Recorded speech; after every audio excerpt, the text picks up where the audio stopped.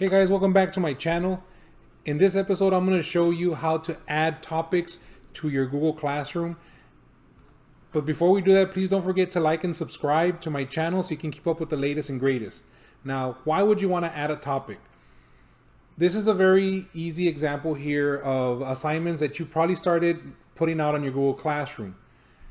Right now it's easy to kind of decipher for it, but sometimes once you get a list of assignments going, it might be a little harder for the students to understand what assignment is for what needs to be turned in. So here, what we can do is we can actually create a topic.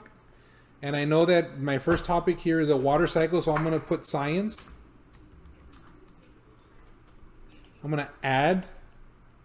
And if you notice, the topic comes down here on the bottom. What I can do here is I can drag and drop all of my science assignments or science related material to my science topics down here.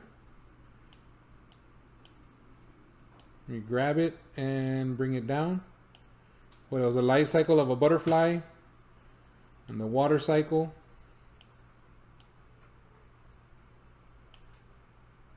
And then once you have them here, you can say, well, you know what, the life cycle is, I want it to go first, then I want my water cycles, and then my last water cycle.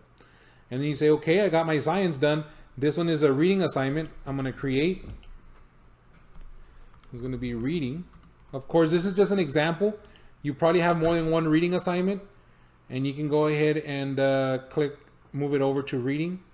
And then we're going to create another topic. This one is going to be history. I'm going to click on add.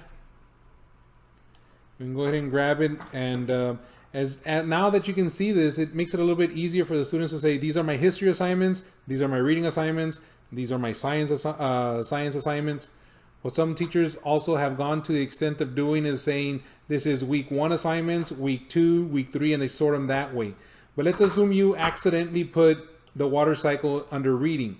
It's as simple as just keep clicking on it and dragging it to where you want it. So that is the benefit of having topics here in your Google Classroom to organize your classroom just a little bit better. All right, it's as simple as that. Please don't forget to like and subscribe. And if you have any questions or comments, please leave them down below.